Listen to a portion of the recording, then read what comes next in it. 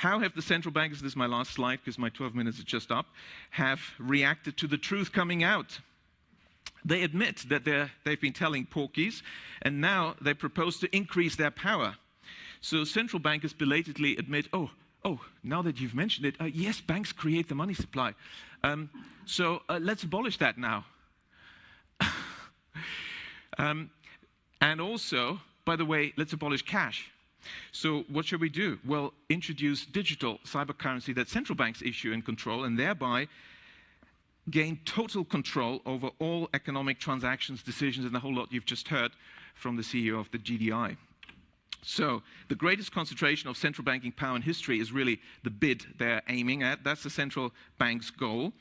And of course, digital accounts of dissenters and regime critics could be switched off. It'd be very difficult to even purchase necessities.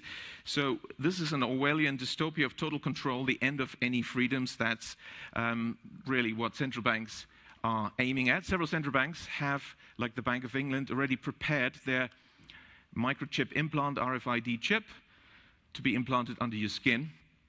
And why is the sudden discussion about universal basic income from all the grassroots and inverted commas movements and billionaires? Oh, universal basic income is the bribe for you to accept the microchip. The overarching trend of the 20th century is concentration of power in the hands of the few. That's what we have to keep in mind. We have to work against this.